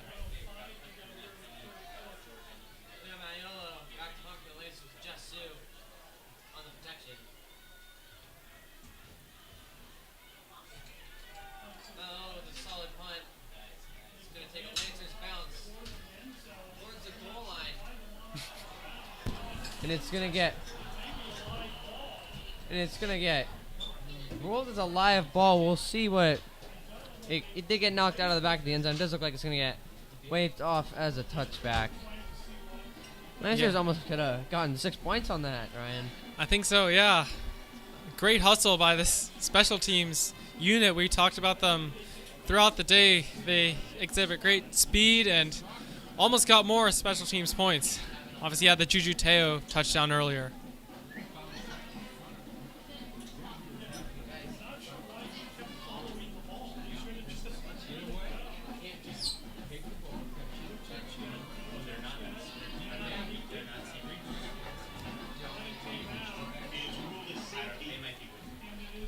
This play is actually gonna get ruled as a safety, so the Lancers are gonna now take a 39-0 lead with 43.5 seconds to go in the third quarter. It's an interesting play there, just kind of a big mess. You couldn't really tell what happened there. Yeah, St. Francis obviously hoping for 6, but can't complain with 2. And Sammy, I didn't think that we would get 2 safeties today, and I don't think Coach Calcagno expected that, but he's certainly pleased with that. Yeah, you definitely don't see that one often for sure. So 39-0, the scoreboard is certainly in the favor of St. Francis as they're looking to go 8-0 today, and all eyes set at Sarah. This will be certainly a very important game for them, their last regular season game. And currently St. Francis stands as second in WCAL, quite surprisingly, as it's pretty much tied for first. And no doubt this will be a big game. Yeah, for sure. This will definitely determine the rankings coming up in the CCS playoffs. Julian and long deep to receive. Yeah, Mahir. There you go. Mahir, get that. George, you're going to follow Mitty down the field. 20-yard line. 30-yard line. So St. Francis changing up the kick return formation as we got Riley Long at the bottom of your screen.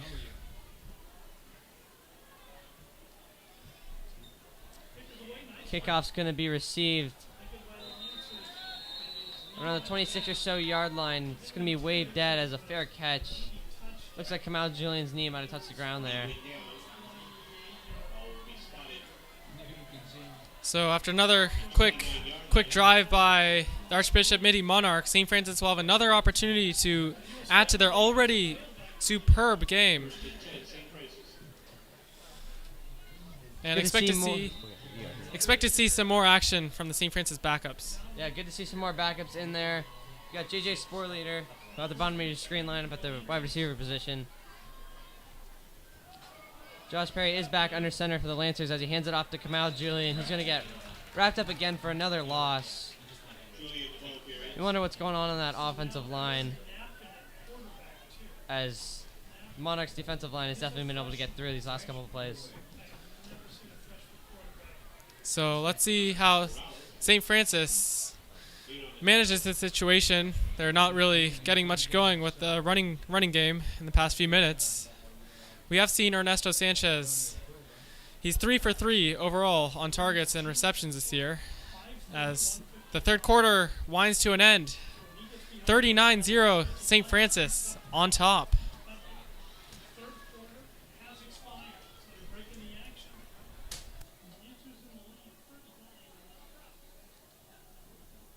And throughout the course of the game, Ryan, the Lancers have been absolutely commanding this game, holding the momentum on both sides of the ball for sure.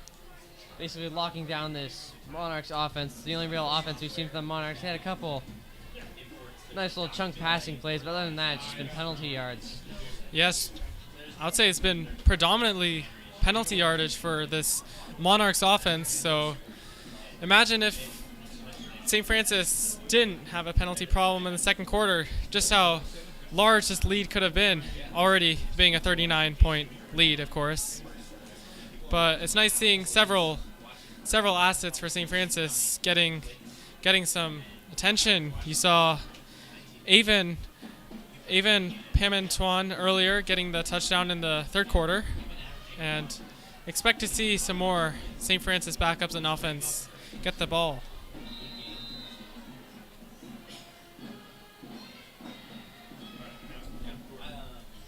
Yeah, a couple new faces on the offensive line for the Lancers. You see Matthew Reich out there. You also see Mikey Malcolm as well. A lot of guys that haven't gotten a ton of reps this year. Good to see them finally get into a game. This ball's going to be taken by David Banker for a solid 6 or 7 yard gain. So now David Banker is getting some rushes, and it'll be 3rd down and 4. So let's see what Coach Calcagna will choose to do. Ernesto Sanchez has caught every target thrown to him so far this season, so something worth noting. Yeah, maybe only a couple of targets, but 2 of those, one was probably about a 30-40 yard catch, and the other one was a touchdown just a couple weeks back. So shows you how much of an impact player he can be when he gets the opportunity.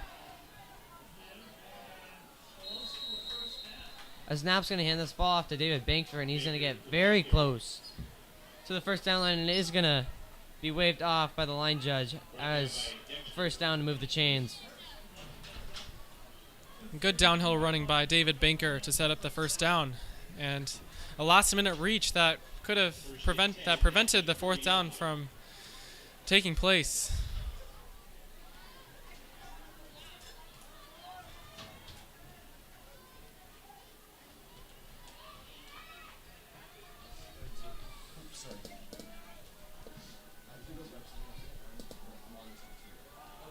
Aaron Knapp's going to go a quick handoff to the fullback, and it's going to get wrapped up and brought back for a TFL.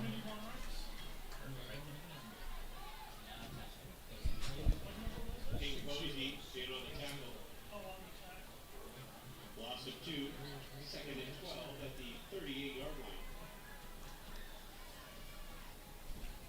So that one's a loss of 2. St. Francis has 2 wide receivers at the bottom of your screen. 2nd and 12. Let's see what Knapp and crew can do.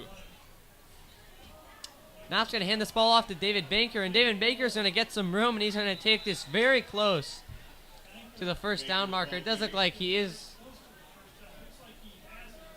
Looks like. Yes. And they are going to move the chains once again. David Banker getting some great yardage. As Kushal Chatterjee now checks into the game at wide receiver for the Lancers.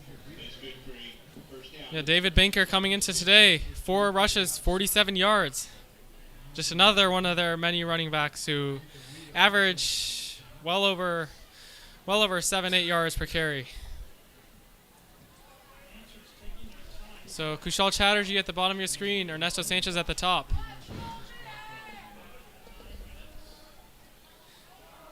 Knapp's going to hand this one off to Banker once again. He's going to spin around and be brought down for several yards, probably around 4 or so. Bring up around 2nd down and 6, now into Monarch territory with 8 minutes and 40 seconds to go in the ball game.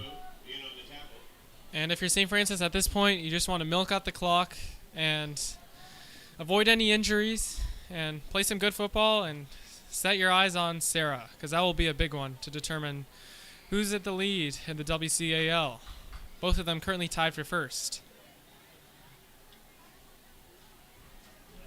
One of them did beat De La Salle, though. Yeah, that is a huge factor in the league standings for sure, Ryan. I want to see Aaron Knapp maybe throw the ball here, get him some more varsity experience. As they are going to go back to Kamal Julian. He's going to push off the lineman. And Kamal Julian is going to break free, and he's going to take this one into the end zone for a Lancers touchdown. Kamal Julian with an absolutely great play, making something out of nothing for sure. Putting the Lancers all the way up 45-0. 45-0. Kamal Julian with his 4th touchdown of the season. As a backup on this St. Francis running room, he has been an impact player off the bench, and he's a touchdown machine. As you just saw right there, he had a big chunk play. Well done to Kamal Julian in the St. Francis offense.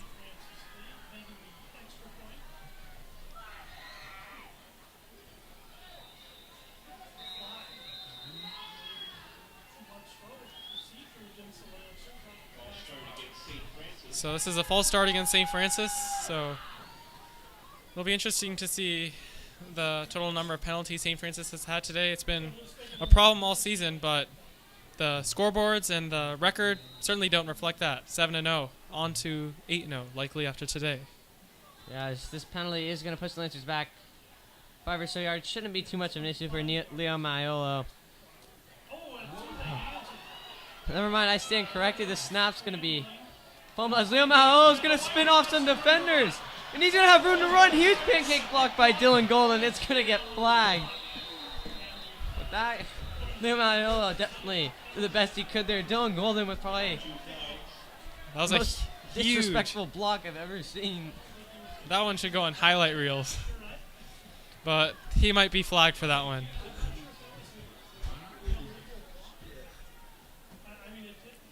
I'm surprised the Mitty player was able to get up that quickly after that hit from Dylan Golden. Dylan Golden.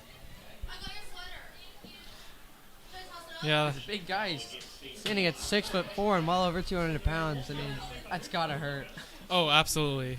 And Mitty felt that in full effect. But can we say how Leonardo Maiolo turned something out of nothing into that on that play, as he could have taken the tackle after that catastrophe, but he almost got around that last defender.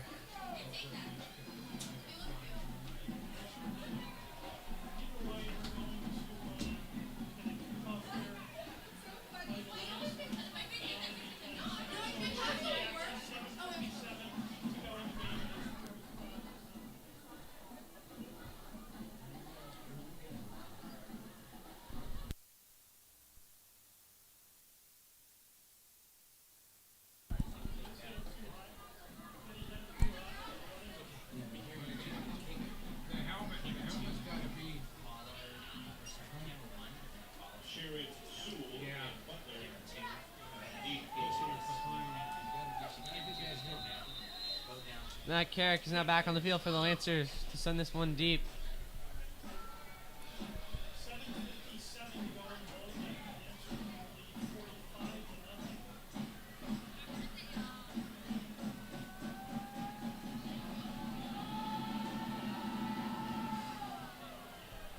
This is going to be the first kick from Matt Carrick tonight that is going to be returnable.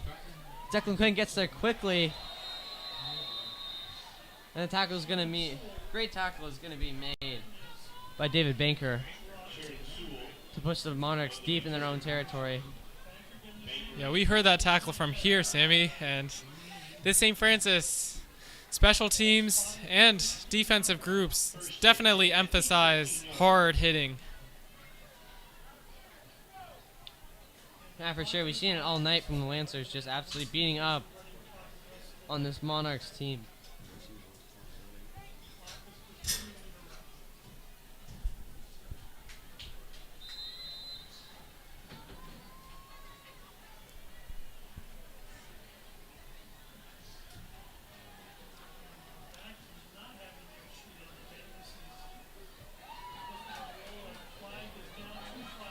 There'll be 2 or 3 flags going to be thrown on this play. We'll see what the call is. Great run there by Tolovalo. It's going to be a foul called on Archbishop Mitty to push them back more into their own territory. Clock is running now due to the mercy rule effect. Just a little under 6.5 minutes to go in the game. So for Archbishop Mitty, they were 1-7 coming in today. Today, number 335 in the state. But like you said, this team is mostly composed of juniors, so a lack of experience could be attributed to their season. They're certainly hopeful for next season, as they had a pretty successful season last year. Denton, Texas. That's the big one.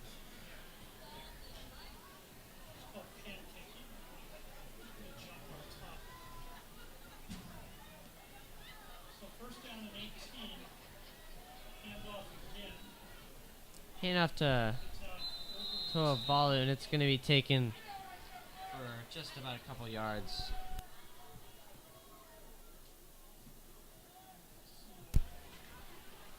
Second and 18. Manage the ball carrier.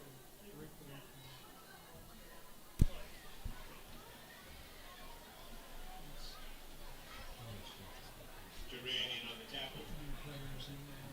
And that's awesome. Here comes a loose Krishna.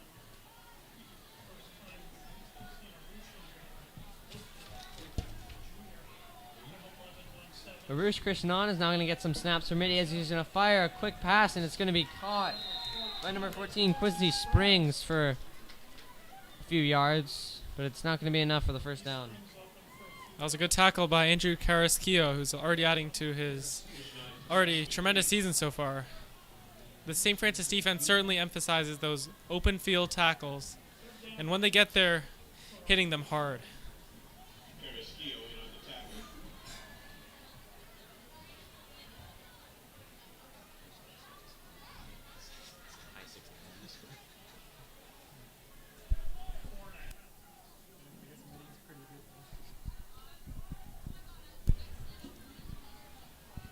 Krishnan's going to get another snap. He's going to heave one up downfield, and it's going to be intercepted by number 13, Declan Quinn.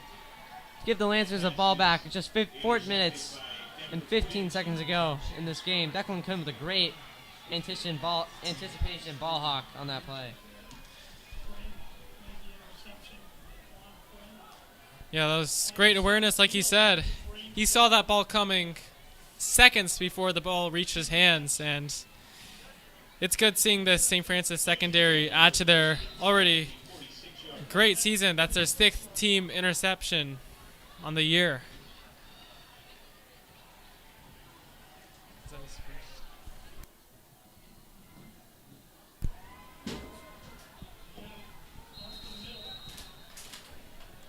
So just like that, St. Francis back on offense and had a pretty productive run. Yeah, the clock is still running because of mercy rule, so just 3 minutes and 20 seconds is going to go by pretty quick here. As the Lancers are probably just going to run out the clock. I still wouldn't mind to see Aaron Knapp throw the ball just a couple more times to give him some more varsity experience, as we're most likely going to see him backing up Matt Doherty next year. Oh, no doubt. And clock under 3 minutes. St. Francis certainly has this ball game in their hands. Might as well have some fun. Knapp taking his time running down the play clock. He's going to hand it off to Kamal Julian. Kamal Julian's going to juke inside, and he's going to be wrapped up and brought down inside the 30-yard line. But not after getting a first down and some more. Kamal Julian's going to bring the Lancers into scoring range once again. 45 points is the Lancers' second highest total of points this season. Of course, their highest being a 55-0 shutout win over Oak Grove as their first regular season game back in late September. Oh yeah, it's all about not falling asleep against teams that have losing records, and St. Francis has been commanding all game. So St. Francis definitely didn't want to be surprised tonight, and they did a good job of that for sure. no doubt, you have 2 wide receivers at the top of your screen. Knapp hands it off to Banker, and he's going to take it for about a yard or two before being brought down. At the minute 45 left to go in the game, as the clock's just going to keep running out.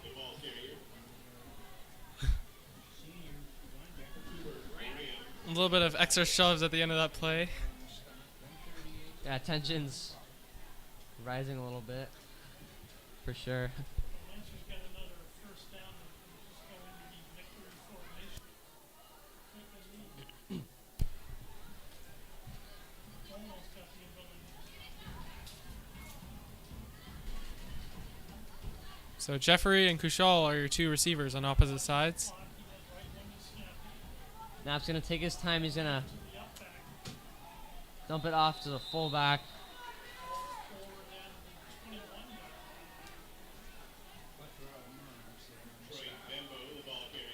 That was Trey Bembo there on one of his first carries of the season. Taking it to about a 3rd and 3 with just under 50 seconds to go as the clock is going to wind out. The Lancers probably have to run one more play to wind this game out. As the Lancers are going to improve 8-0 with this victory, the Monarchs are going to fall to 1-8. Lancers will definitely move up, probably 1 or 2, I'd say, in the national rankings. May not change in the state at this point. Most high quality matchup as Knapp's going to fumble the ball, but fall down right on top of it, and that should run out the clock. But the St. Francis Lancers are going to take a huge 45-0 victory over the Archbishop Mitty Monarchs on senior night and homecoming night. Lancers played a phenomenal game across the board. Penalties were a bit of an issue, but other than that, it was almost flawless football. Juju Teo again with 2 touchdowns. Josh Perry with a couple passing touchdowns. You had Avon Payments one and Kamal Julian both get in there as well. Oh, So, absolutely. Great team effort from the Lancers tonight, Ryan. Yeah, and especially when you play a team that's 1-7, now 1-8. This is the kind of production you want to see for seeing the scoreboard say 45-0.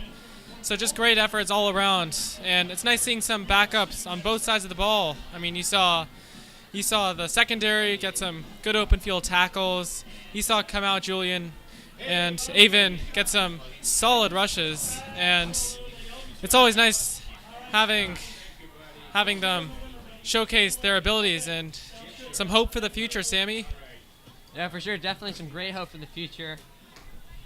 As a lot of this Lancers team, or a good portion of them, especially the starters, are going to be graduating. The Lancers are definitely not done with football. They've got Sarah coming up next week, as well as they're definitely going to have the ability to make a pretty far run in playoffs, especially getting into their high ranking in the state at number 7. Absolutely. All eyes are set towards Sarah and getting that one spot in WCAL. And after that, it's all playoffs. And Coach Calcagno at 8-0 certainly has to be happy with how all 3 levels of this football team are playing. Well, we'll see you next time. This is Ryan Agdassi and Sammy O'Brien signing off.